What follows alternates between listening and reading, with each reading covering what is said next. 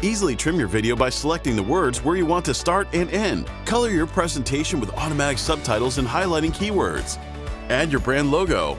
Add music for an emotional touch. Add your contact info on an animated business card on all your videos. Easily replace green screen with an image or a video loop. Stand out with a web page with your logo, your video at the center, and personalized button for visitors to interact. It's one tap to simultaneously upload your videos on Instagram, TikTok, and YouTube. Always know what to say next with the Big View teleprompter.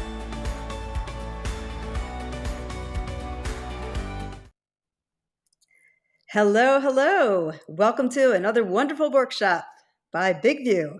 I'm Robin Levin, your host, and we'd love to hear from you, so do participate. Tell us, where are you tuning in from today?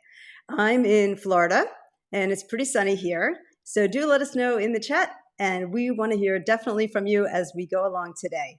So we have a special workshop for you. If you ever wanted to learn how to improve your virtual presence, and whether you like it or not, we're not going to go away too soon on virtual, so this is the place to be. I would also love to know if you're a Big View user, so say yes or no. And if you're not, we have a free trial for you at the end of the workshop. In fact, we have a couple of specials for you. So if we haven't met, I'm Robin Levin, host today for Big View Workshop. My company is Robin Levin Media, and we are a marketing and PR consulting firm. For 17 years, we've been helping entrepreneurs and experts like you dramatically increase brand awareness using the power of video, storytelling, and PR. In fact, our clients have been featured in their dream publications, including the New York Times, the Wall Street Journal, Entrepreneur Magazine, and even on the Today Show. So if you want to learn more about mastering PR, we have a special for you for that as well, and it's a masterclass. So stay tuned to the end, you'll get the link. So now it is my pleasure to welcome our guest expert, Rosemary Ravinal. She is going to tell you all about how to level up your virtual presence. Welcome, Rosemary. Thank you. What a delight to be here talking about my favorite subject. All right. Well, it's great to have you. And I also want to say hello to the audience. I see people tuning in from Nigeria. Hello. And again, do tell us where you are from as we continue on with the workshop. We're going to interact with you. And if you have any questions, put them in the chat. So, Rosemary, let's talk about how did you get started in this industry? Yes. First of all, let me tell you that I too am in Florida. I'm in sunny South Florida, and the weather is exceptionally nice today. It's a little breezy, and we can't complain. We do live in paradise. In any case, hello to all of you around the world. Thank you for joining us today. Let me tell you how I got started in this field. I come from a long background in media as a television and radio personality in New York, working in the Hispanic and the bilingual market. I was also a corporate public relations executive for many, many years. And what I looked at in terms of reflecting on many decades of success in those leadership roles was how much I loved being a spokesperson and training executives on becoming better spokespersons. In other words, the power of the voice to really persuade, to impact, and to change lives. And when I was thinking about stepping out of my last role was as head of public relations for Univision, the Spanish language media company. And I said, what do I love doing the most? And it was executive speaker coaching that I really just zoned in on, because one of the things that many people take for granted, they advance to these very important roles, but no one has really prepared them to take that lectern, that podium, and to be the mouthpiece, the spokesperson for their companies. Similarly, people who are emerging leaders, people who are maybe fresh out of college, who are new in their roles in major corporations, or entrepreneurs, solopreneurs. Everyone needs to be able to tell their story succinctly, clearly, concisely. And we don't often learn how to do that. We get stuck in this maze of confusion, of mostly fear, right? Haven't you run across that? It's one of the biggest impediments to really becoming a leader and a communicator in the leadership role. Absolutely. In fact, I was tremendously scared of public speaking. And if you have that fear or had that fear and you're watching, do tell us yes or no. Even if you're on the replay, tell us, did you fear public speaking? So yes, I did everything to avoid it until finally one day I was asked by a client to keynote a workshop for Citibank business owners, women business owners. And how do you say no to that? So I said yes, panicked a little bit later, got some coaching like you, and the rest. Yes, yes. And seeing that transformation, you did it for yourself. But when I see it with clients where I'm able to take someone who was shaking in his boots, literally, and being able to deliver a compelling presentation in front of thousands of people, that makes me feel really accomplished. And it's what I love to do. If we see that we've been able to make a difference, that is so gratifying. And let me tell you a secret that I don't often tell people is that when I was young, meaning my teens and early 20s, I had a stutter. I stammered.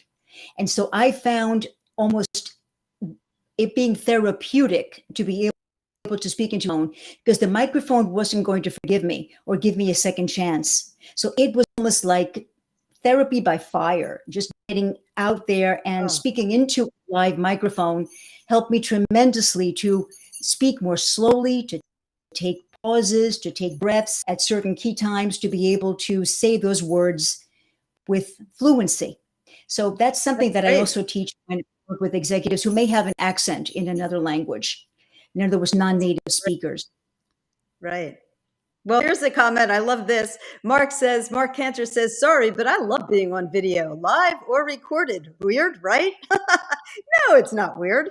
I think the fact that we've had to switch over to this virtual world, everybody's had been forced into video and forced to have a virtual presence. So again, we are going to get some pro tips today. Yes. Uh, But let me say something so, to that effect. The fact that you like to be on video doesn't necessarily, I don't want to burst your bubble, Mark, that you're doing correctly, Mark, because it is a matter of, look, when we communicate to a specific audience. Maybe your audience might be friends.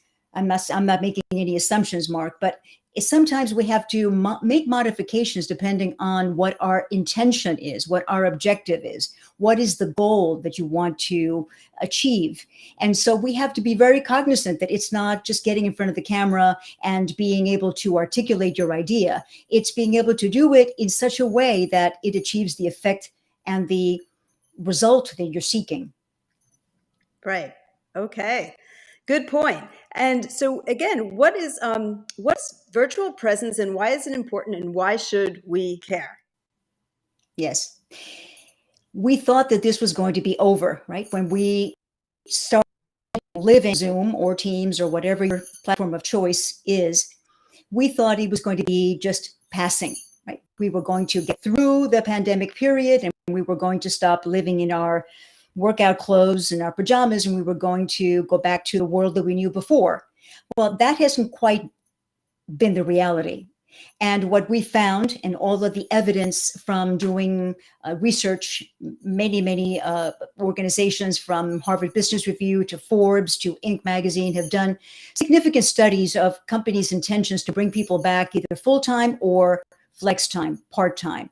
And where it's netting out right now is that people still are living on video. There's people who are opting to work from remote locations, people who are working from home, people who are conducting significant business in hybrid settings, meaning there's some people in the room with you and there's others who are connected via a webcam or several webcams.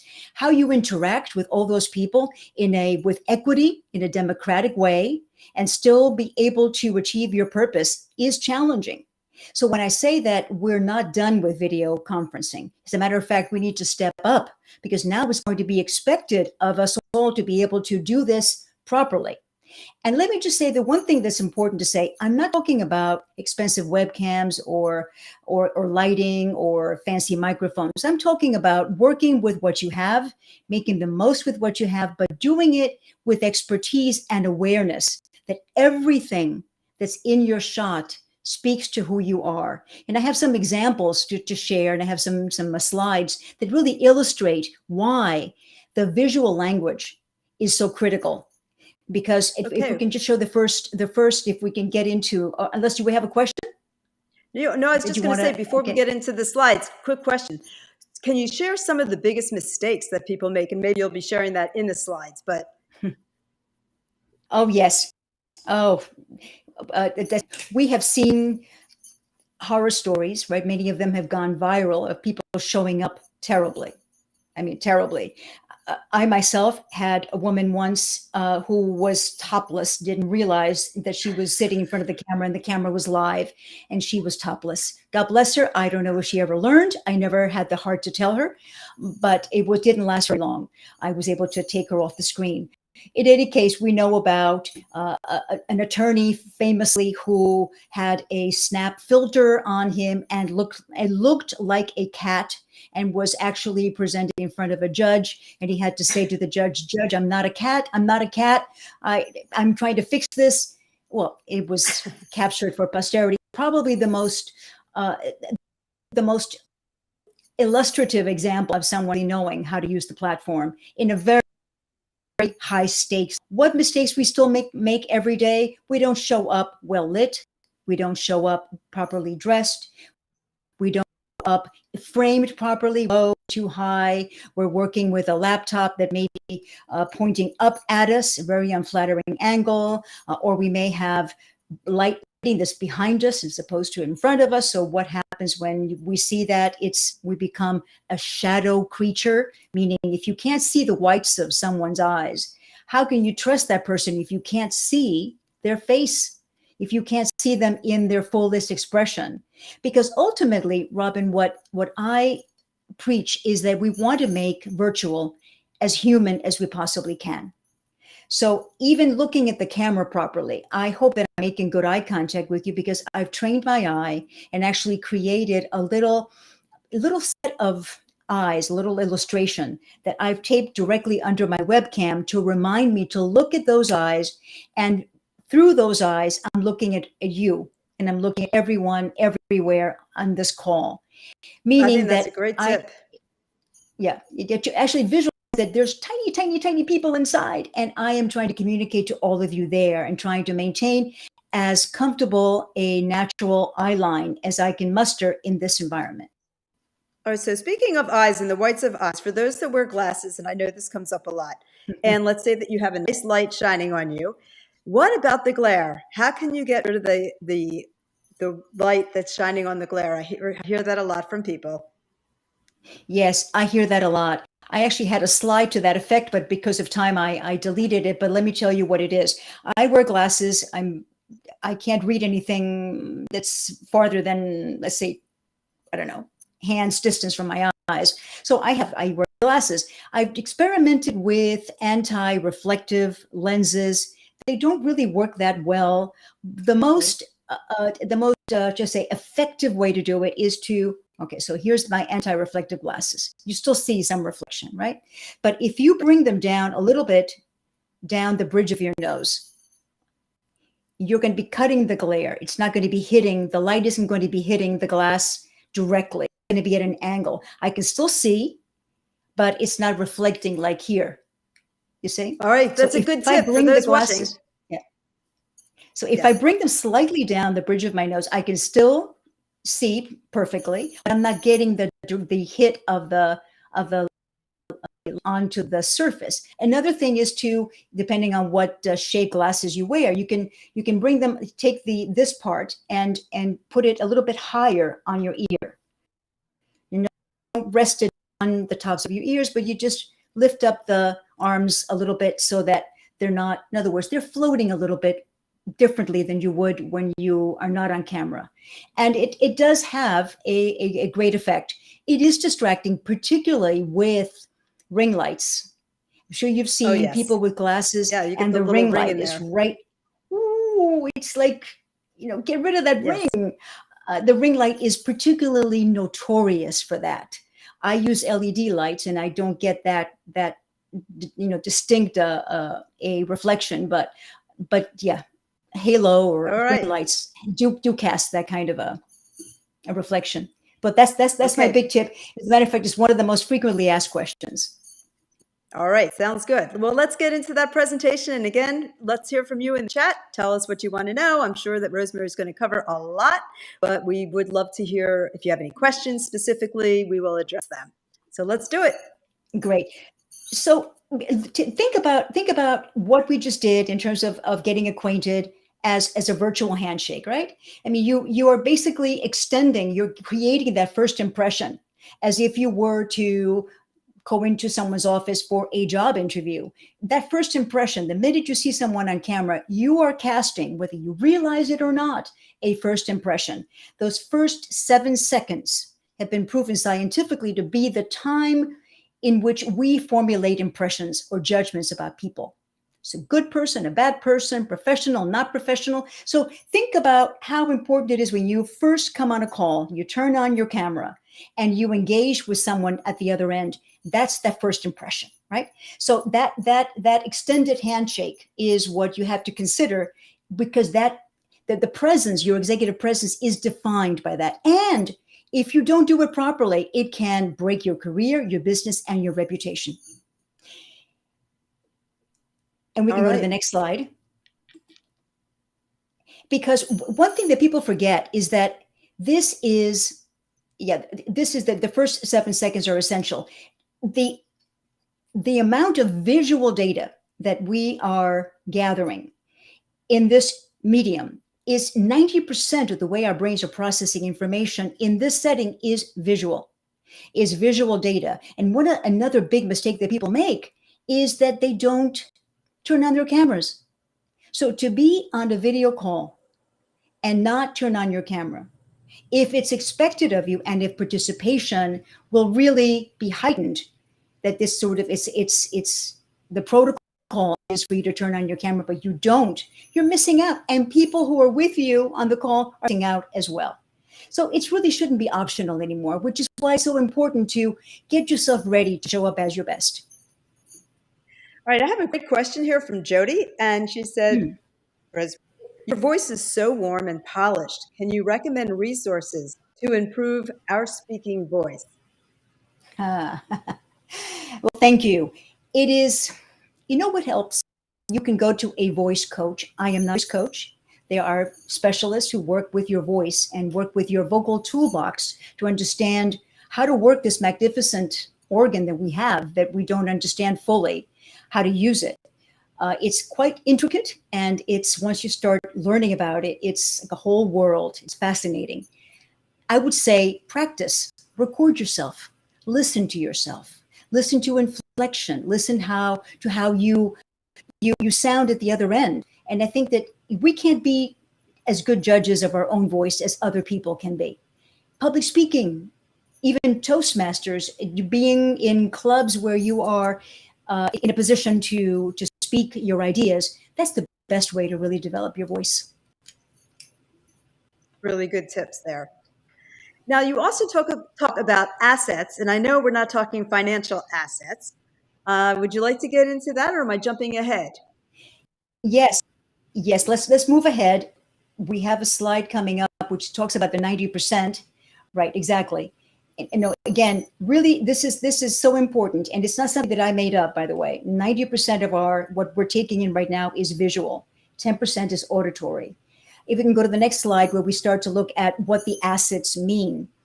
And the assets is basically an acronym that I created because when I started to work in this field, it was the beginning of 2020, Robin. And you know what happened in the beginning of 2020? People were clamoring to see, how do we survive in this new world? So I was looking for a method that I could create that would be easy to teach, that would make sense for people at all levels, that would help people cope with living on Zoom. And how do you explain this in a way that's succinct and that people can apply in their everyday lives? Well, the assets mean all of our assets, everything that we are, everything that we stand for, everything we represent is our assets, our personalities and our appearance. But if we break it down in this acronym with appearance, the staging and the styling, which sometimes we forget, what is around me. If you look at what's behind me, everything here is purposeful. It's there by design. The styling, meaning what props, what artifacts, what things am I deliberately putting in my shot that speak to what I love and what I do. And then the energy and the emotion. Emotion, the heartfelt communication comes from emoting, comes from the the variety in your voice. It's your body language, right? It's the emphasis you put behind your words. That's the energy and emotion.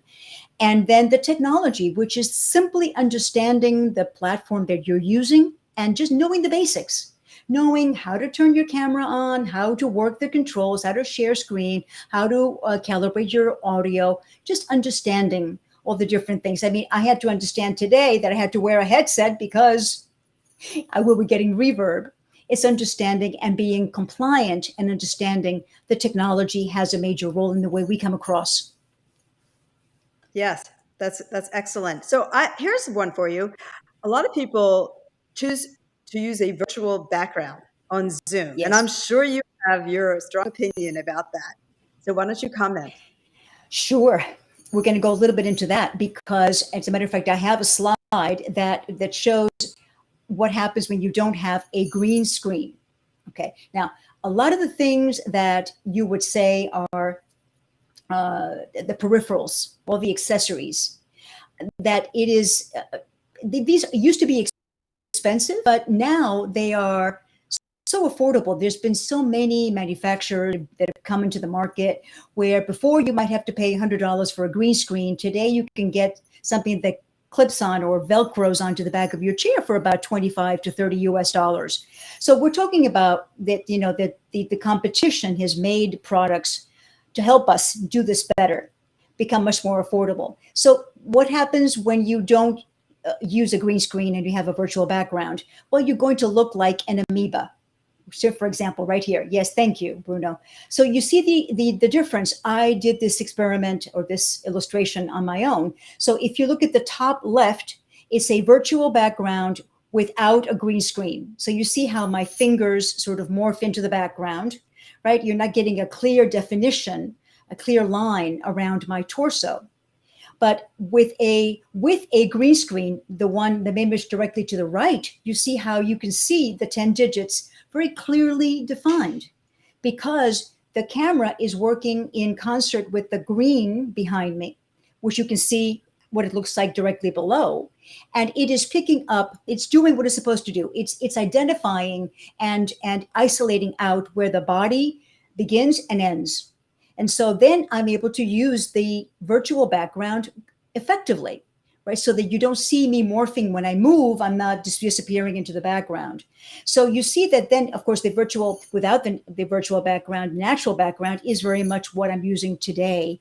So you see that the contrast between the top left and the bottom is very, very marked. It's a very big difference. The green screen makes all the difference. Now, Robin, you're using a blurred background, and that's okay because sometimes we don't have the luxury, or maybe we're working in a remote location where we don't control the environment, but we want to have some measure of privacy, and that's okay. I mean, there's always exceptions. But what I want to advise against is some people have elaborate logo backgrounds that they've invested good money creating, but they don't set themselves up properly in order to take advantage of that in the background because they haven't lit themselves properly and they don't use a green screen. So that's why I think if you want to look professional, the green screen is really the way to go. Or style your environment in such a way that speaks to who you are and what you do. Okay, now keeping with green screen for a minute, can you touch on the lighting? Because I do believe that makes a difference, how you use Yes. your green screen effectively. Yes. Well, the webcam, whether it be an external webcam or your integrated webcam, is the technology. The system is designed to work with a certain amount of light, right? You know this when you use your iPhone, and some people achieve wonderful results video conferencing through their iPhones, their smartphones. So that's another way to go. But you have to have good light because without light, the camera doesn't know what to do. So you have to be properly lit, evenly. As a thumb shadow under your nose, then you're not properly lit. So if there's a dust under your nose, then you know that you need to fill the light in more from the sides. So Okay. I hope I don't have a shadow, but that's usually a good way to. All right. So that's question usually a good way related to to check. that. Now. I'm reading a question here. I'm looking at my phone because I'm looking at the questions. Eric said, then do you recommend using a green screen with the virtual background? Yes, of course. Yeah, the green screen, you don't want to have green behind you. You want to, it's a step towards being able to use your virtual background properly. What I'm advising against, and I feel very strongly about this, is that just take that one extra step of putting a green screen behind you and using your custom virtual background. You will look 1,000 times better. And that professional image will be transmitted in the call, in the video call. But if you Right. don't, and then you're morphing through, it's See the it's not hands. it's not ideal. The hands disappear. If you're wearing a headset, then you see the real background through here. If I choose to emote, which I encourage to use your body, use your hands, be expressive, get a little closer to the camera, to change the rhythm of saying. You're using a virtual background without green screen. Now, speaking of the background and using your hands, why don't you take us through the framing? Where should you be and how do you become aware of that? Yes, I have a slide that looks at that. Maybe we can find that while I introduce it. And it is based on the fundamental rules of photography. So maybe I can advance it a little bit further. You'll see a grid. And so there's most of our cameras have grids. So if you advance one more, I'm going to talk about dressing for success in a moment, but there's I think it's two further down. Look, I'm framed in a very specific way. Here we go. Okay, so I'm framed in a very specific way. So the idea is to use the rule of thirds, and this is a fundamental principle in photography and in a lot of design. It's actually more of the natural rule of order is the law of three. But the point is that if you look at this illustration and you see a man who has a trio of squares at the top, or rectangles, and then another row and another row, his eyes are positioned directly at the top line, which is very much a mirror image of how we would relate to each other in real life. When you go to a portrait studio, you have your photo taken, you have a certain sense of balance as to where you want to be in the frame, right? You're not going to be down here, you're not going to be up here, you're going to be really at a certain level that's comfortable to our trained eye. So if you look at these three columns and three rows, and you want to be positioned in the center, and you want your eye level to be at the top line, you're pretty much composed and organized in the rectangle, which I try to be in this shot that I'm in right now. So position yourself in such a way that it's almost as if you were there in person. Right? You want to be well composed so that there's balance of elements. There's not too much going on one side or the other. And you want to have a depth of field so that it's also in good focus. And you want to have good exposure. Now, depending on what kind of camera you have, you can regulate that in your controls. But the exposure comes heavily from the amount of light source that you have illuminating your face and your body. So this is a really important principle.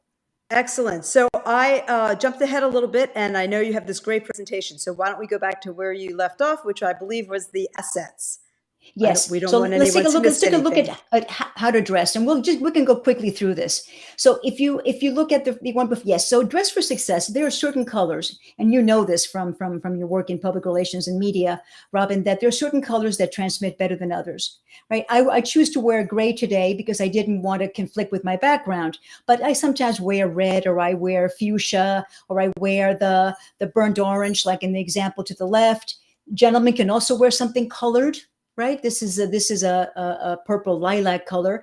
Oprah is wearing a fuchsia pink, and then the woman on the right is wearing a cobalt blue, which is a very popular color on television, particularly for television. All these colors look good; they hold their true value as a color. So it's important to show up in something that is going to be well transmitted. It's not going to get distorted.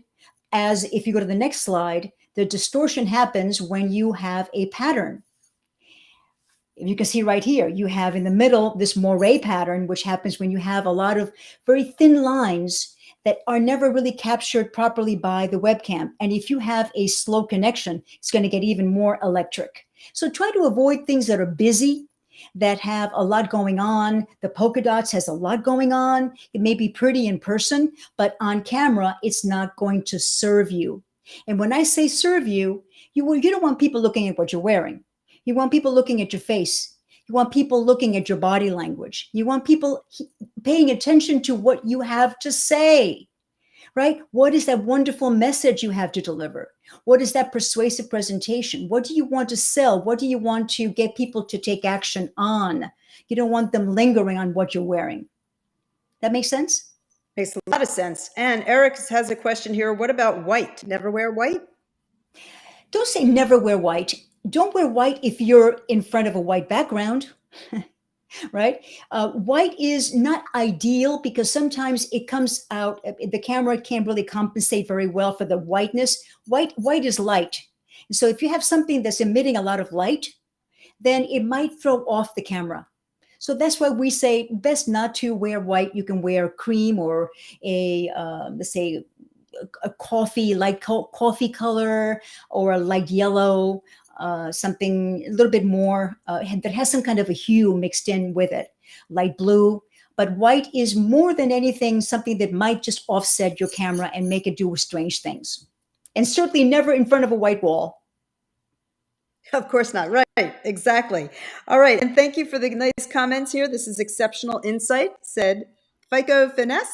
I hope I'm saying that right. And Katia said, this is great knowledge. So yes, this is being very well received, Rosemary. Wonderful. We can go on to the next of the assets, which is staging and styling. And here we have an example of a young woman who deliberately staged her background. This is not by accident. I mean, she put some artwork, she put some flowers, she put a vertical bookshelf there to balance off what she had on one side. So clearly she organized the shot to say something about her, that she is composed, she's organized, she's professional. This is a very young person. So maybe she was doing a job interview, maybe she was applying for an internship position, but you can see that she went out of her way to make this look right. And she's great. well composed, right in the middle of the shot, well lit, right? You can see her tone in her skin tone very clearly. She's wearing black, but that's appropriate because she's contrasting with there's a lot of white in her background. So all of you can do this. And you'd be surprised once you start looking around your home or your office, what you may be able to put behind you that will elevate and accentuate what you want to communicate. And you have a great tool to use, and that would be Big View. So definitely try it out. Switch up your background, try different colors, and test it out on Big View. And if you're not a Big View user, but you should be, they are offering a 7-day free trial at the end of the program today. Oh, you might even be showing it right now. Yes. Exactly. And by the way, the beauty of Big View will work better in terms of inserting your virtual background if you use the green screen. So you're going to get a much, much clearer, much crisper render if you record your Big View video with your green screen, and then in post you use the virtual background. Excellent tip. And there's a comment or two about the echo and audio, sometimes beyond our control. It's technology. So if we'll do our best, but you might try refreshing your browser or using Chrome. Sometimes that helps. Terrific. Now we have another example of the staging and styling, which is looking at someone who went again out of his way to tell you what it is that he does for a living. And I don't think you need to stretch your imagination too far. Robin, what would you say this young man does as a profession? Well, let's see. It would have to be something about teaching. Maybe there's, I can't quite tell what's in his background, but it looks sports. Football? He is a football journalist. All right. He's a football journalist, and on his left he has a blackboard with strategy, positions, and moves, and he has a football, and he has well, it's very obvious what he put there. He put a plant there to fill in that spot and to balance it off. So he clearly went out of his way, took the time to organize his shot, and it's very illustrative. So then you can pay attention to him, and he is in his environment. It's in his environment. And remember, if you look at that 90% versus 10% visual, 90% auditory is 10, he's telling you so much. He doesn't have to tell you very much about what he does for a living because he's already visually communicated it to you. So it saves so much time. It's so much more economical. And it also stays more in your memory when you see something like this. Excellent, excellent point. These are really great examples. In fact, some of them are so good they look like a virtual background. Right. A No, but good, this, a yeah, good, a good one. But yes. yeah, so those for those of you that are in different occupations that are watching, just think about your industry, your specialty, and how can you take this information and apply it to your business? I think that would be Yes. a really good Yes. exercise. Things such as, for example, if you or not, because sometimes we want to establish rapport immediately with someone when we engage in a video conference. So sometimes it's sports memorabilia, maybe it's a musical instrument, maybe it's posters of films or television shows or theater or opera, things that we love, concerts.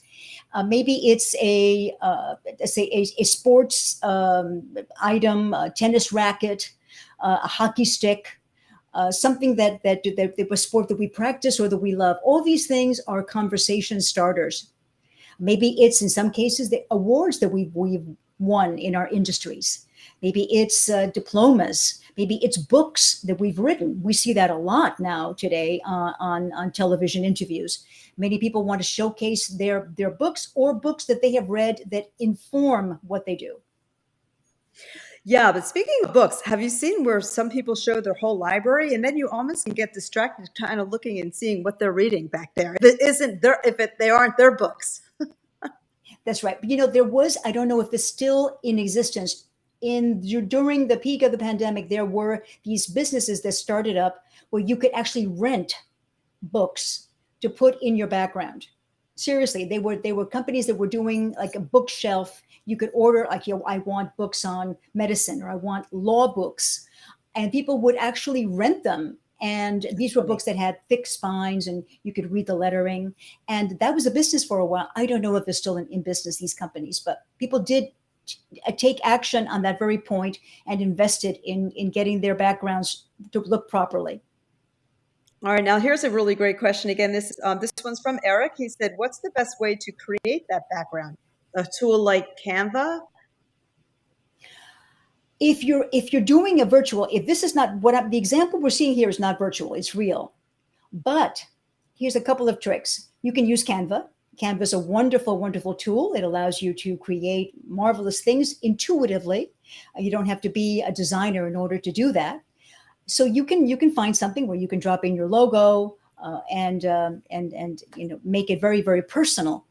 So you can do that. Or some people actually take a photograph of what's outside their window. For example, I have a client who lives in New York City, and he took photos from his balcony of the view outside his window in daytime and at nighttime. So if he's doing a Zoom in nighttime, he will then use his photograph, high resolution photograph of his view as his virtual background using a green screen. So there's a lot of things that you can do that to simulate something, but you have a lot of opportunities to be creative. But And the what key I there urge you is to do is to use a green screen. And as Rosemary said, do. So encourage you to do, as in try it out and see what works for you. Exactly. Yes, we have some examples. I want to get to the next phase, which is the staging and the styling, and then we already covered this. Very, very important. If you take away just one, then that about the green screen is super important. Listen now, energy and emotion. Okay, so this is a professional speaker trainer, Mark Bowden, and I love this photo because he emotes, he gets up close to the camera. Now, you wouldn't say that Mark is being passive or indifferent. You wouldn't say that he's lacking energy and emotion. I would say, right, Robin, that he is enthusiastic. He is determined. He is grabbing your attention by bringing his hand in proximity to the lens, and he wants to pull you into his thought. And so we have so much latitude that we don't exercise when we're in this space. We think we're just confined to this rectangle, but we have a lot of opportunities to use the space to our advantage. And that's really what I love to teach, because people are not limited. There's many things you can do. And this is one example of how Mark uses his limited, what I would call, this is real estate, folks. We have real estate here in this shot. Everything, every pixel is real estate that we can use to our advantage. So I love the example of when you show how you come into the camera when you want to make a point, or you come back. So you vary it up, you use your hands, smile. And here's a little tip that I've learned: when you look into the camera lens virtually, when you're delivering virtual presentation, and if you're all by yourself, then put something that makes you smile near your computer, whether it's a picture, a stuffed animal, your dog, whatever that may be. But put something near your camera lens by the computer so that you remember to smile. Yes, that is so important. Something that makes us, that we love, right? That makes us melt and relax. It's also a great technique, Robin, for people who get very nervous. And if you look at something that is, let's say, the warm and fuzzy, right? Then it makes us relax a little more. It sort of melts away some of the tension. Exactly.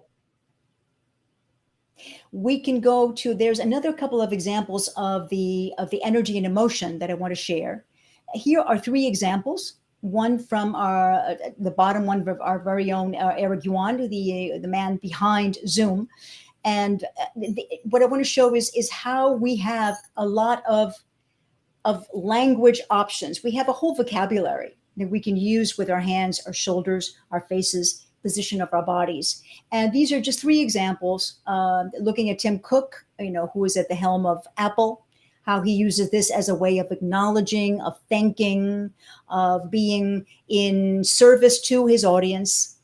Then we have Michelle Obama, who is being very emphatic with the use of her hands to really underscores, like multiple exclamation points to what she's saying. And then we have Mr. Yuan, who is explaining something using the box technique. The box technique is used, now, this is used, all of these are used on the physical stage as well as the virtual stage. But he's saying that he's got things under control, that he's an authority, that he has this, that he is telling you something that he stands behind, that he is the originator of Zoom. So he's telling you that this is a sure thing. Trust me. And so all these gestures really inspire us to use to inspire trust. And I can't emphasize that word too much. Trust is so vital. The authenticity, the trust that we create by using all these assets and all of our personal virtues properly in this setting, it just makes it so much easier to do business this way when we trust the other person. Excellent tips. Now, I don't want to jump ahead. I know you have a 10-point Zoom score. Yes. Would you like to keep with your presentation, or? Well, yes. Let's just quickly jump to, and I want to jump to this because this is extremely important as well. This is maybe the second thing to remember besides the green screen, is the smiles energize. The smile is universal, and it's important to warm up the communication, the transmission of your image and your voice by smiling periodically, right? By looking like you're happy to be here, like I'm happy to be here with you today, with all of you. And that smile is something that you need to remember to do periodically at the right moments. Maybe it's used as an acknowledgement. Maybe it's used as a welcoming expression without having to say a word. And if you ever need to remember to smile, or you want to get people at the other end of the Zoom call or Teams call to relax with you, put a pencil in their, ask them to put a pencil in their mouths like this. This has been proven through, it's a neurological effect that it triggers the happiness, sort of, that triggers happiness. It's the hormonal effect that it has on our brains. The neurons is the word I'm looking for. It triggers the neurons of happiness in our brains. And it is tremendously effective. If anything, it makes for a silly moment. You can also use it as a screenshot, so like everybody's has a pencil or a pen in their mouths. It does make a difference. And it helps us all sort of bring down the tension, relax a little more into what we're doing. And it unites everybody on the call in that moment of smiling. Excellent point. Yes. And thank you, Jamie and Ariana, for the comments. We do appreciate that in the chat. They said this is just what they were looking for. Fabulous presentation. Great tips. Wonderful. I'm so glad. Well, I think we can move on because there's obviously a lot to cover. This is usually a 3-hour workshop, but I want to jump ahead, and I think I'm going to jump ahead on my own here if I can just advance this. The technology is important, and I want to underscore here in this example exactly what I was talking about earlier. And I don't want to jump totally into the Zoom score, the 10-point scale of what constitutes a professional video presence. These are some common mistakes, right? We talked a little bit about these earlier, but the guy on the left, not only is he poorly dressed, but the camera's looking up at him, and then we see the ceiling, and we see, this very unflattering angle of his face. And it's, I'm sorry, but I wouldn't want to do business with someone like that. Certainly someone who shows up in a bathrobe and then is showing me his ceiling.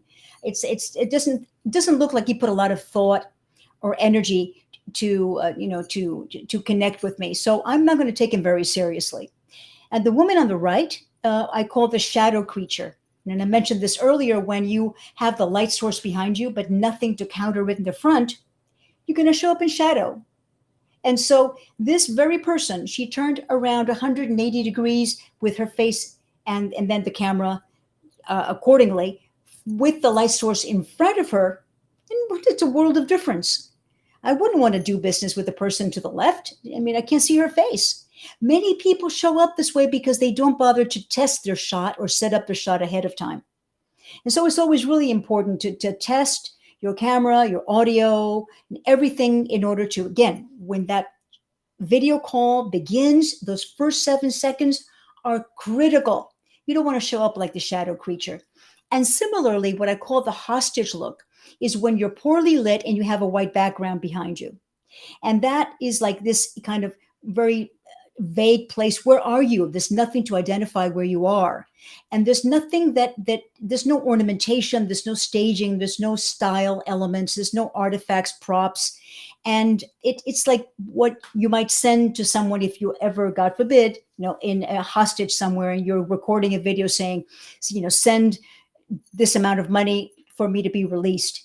It's rather off-putting. So we still see a lot of these hostage videos in places where people haven't been educated to do this properly.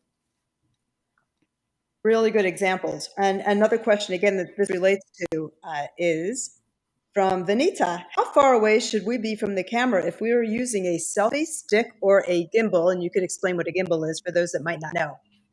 Yes, it is about arm's length distance. Okay, so arm's length should be your gauge. It's about 25 inches, which I think is 40 centimeters, I think. Is that correct? Someone correct me. But it's about an arm's length. So whatever your arm is, that would be your gauge. So with the selfie stick, it's pretty much that way because the selfie stick can only be as far away as your arm extends. So that's probably a good gauge of the distance because that's as far as your arm will reach with the selfie stick. Well, not actually. Your selfie stick can extend even farther. But I guess, yeah, forget that. The selfie stick can go really far out. Use your arm as the measure of where to put your body in relation to the camera. That's also a good measurement for those using a green screen, your arm. So it should be about your arm's distance behind you. Yes, very good, Robin. Excellent point. All right. Well, we are moving right along here. Did you say you did want to hit on the 10-point Zoom score? Yes. Let's quickly review that. And I also want to say that I have a free gift, a download of my 21-page executive presence ebook, which goes into great detail of the assets and the Zoom score for you. Because one thing that beyond looking good and feeling confident and being able to use that 90% of the visual data is we have to get real.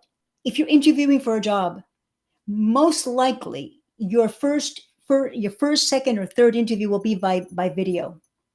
Video interviews are now becoming almost like a resume. It's your virtual resume. And if you don't make it past that first round properly because you didn't know how to use your video assets properly, then you may not be considered for the next round. So it's very much the way recruiters are screening candidates. You may also be sent a link where you can record answers to questions, pre-populated questions, and you have to answer them to the camera. And based on that recording, you may be invited back or not. So this is real, folks. This is not something that's optional. And I really want to say that because the way the world of business has evolved and into the future, this is going to be and then not even thinking about, Web 3.0 and the metaverse, that we're going to be very much in a multimedia, in a very hyper visual environment. And this is such great information. They can also apply it to social media because over 83% of content online is video. And so you can use all of these tips and fabulous information that Rosemary is supplying today in so many different ways. Yes. And remember, everyone, that whatever you post on video will follow you.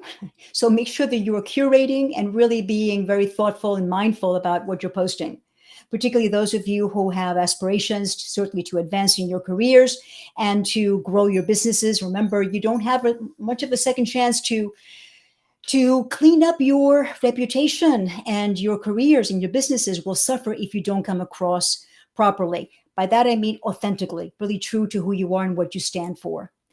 So, Robin, just quickly, because I'd love to entertain more questions. And these are basically the 10 points that you need to check. Certainly the sharpness of image, how clearly you show up in the shot, your composition. We talked about framing, which is really important. I can't tell you how many times people show up in my calls, like halfway down the screen, just like you can just barely see their faces. And the proper lighting. And you don't have to invest in expensive equipment. Natural light is always the best, but maybe you have lights or lamps in your office or your home that you can play with and put properly in relation to where you're sitting that will give you the proper lighting, diffuse lighting. Sometimes you might have to put like a sheet on top of something, to make it more diffused. You can find inventive ways of working with what you have. Then eye level eye line. Like what Robin said about putting something, an image of something you love near the lens, just so you can make direct contact with that image that makes you feel connected. Very important, critical, actually. Your background choice, right? You want to have things that are in your stage, in your theatrical stage, right? That create the setting to tell your story the way you want your story told. Right? And then the background styling, the artifacts, the props, the diplomas, the books, the musical instruments, plants, things that, like in my case, I love things that are handmade. Things that are behind me are handmade. The sunflowers are part of my brand. I used them early on when I was living on Zoom, and I discovered that I just love them. People like them. They became identified with me. And so they follow me wherever I go. The distance from the camera, we talked about the 25 inches or approximately arm's length distance. And then we looked at the wardrobe, what you wear. You don't want to wear things that are too busy, and we don't want to wear things that we didn't talk about jewelry, things that are too shiny, things that clang, maybe bracelets or maybe neckties that have a lot of busy patterns. That's also distracting. We don't want to have, earrings or things or head wear that's, again, going to be too reflective. Be aware, certainly within your culture, there may be things that are more appropriate, but be aware of how they transmit, how they look on the screen. Correct? And then your overall appearance. Make sure that you are, if you have a beard, if you're a man, then have your beard groomed. If you forgot to shave, well, that's going to show. That's going to show. And I think that even if you don't wear makeup, you should at the very least blot your face to make sure that there's no oily patches, and that you have maybe even just some kind of a moisturizer on your lips so that they don't look pale and pasty. It could be a little lipstick or just some kind of say humidity.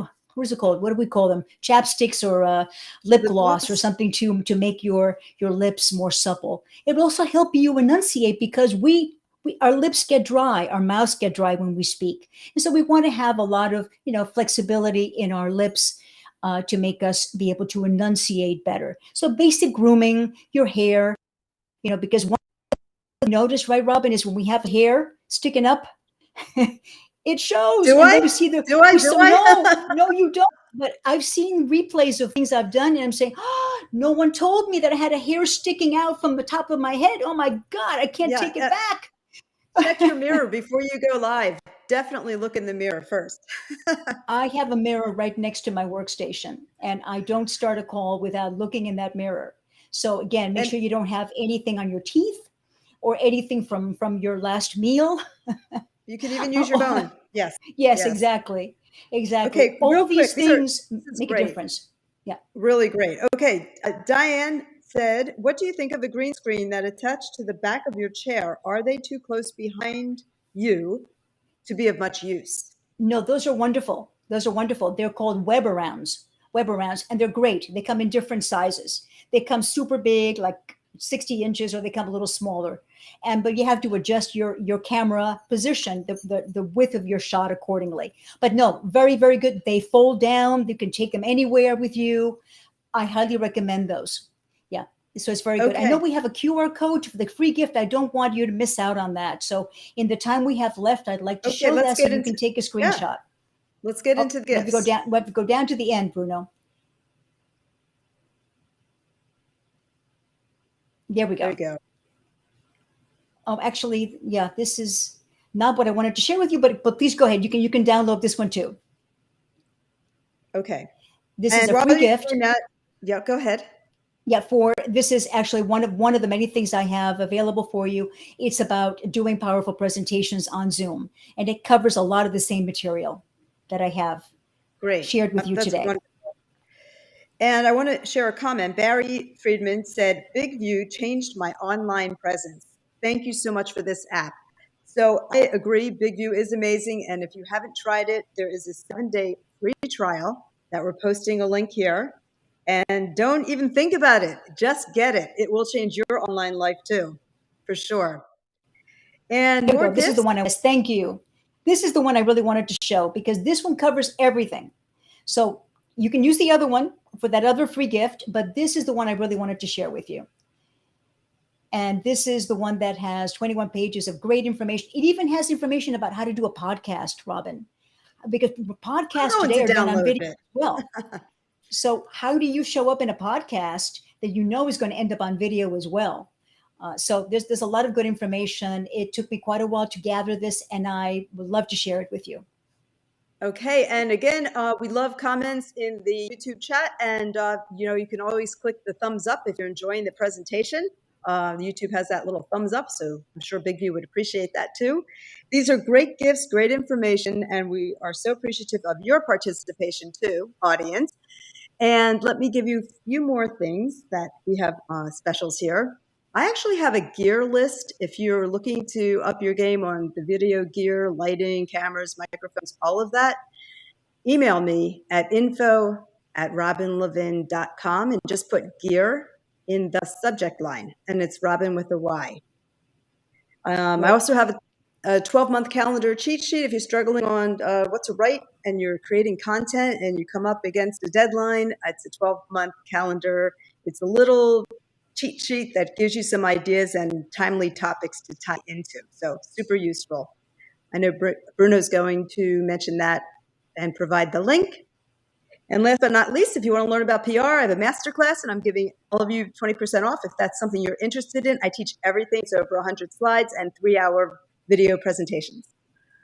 So, Rosemary, I want to thank you for your generous amount of information today. This has been fantastic. I know the audience from the feedback is really enjoying it. You've managed to teach all of us in less than 1 hour, a 3-hour presentation, and if you feel rushed. So big applause to you. Yes, and I want to invite people to follow me and it's rosemaryravinal.com. I have a mailing list, an inner circle. I put out a weekly newsletter and video lessons. So I invite you to not only download the Executive Presence book, but to join my inner circle. Please subscribe, and we will stay connected that way. Fabulous. Okay, well, thank you all. Thank you, Big View, for having us, and we'll see you again soon.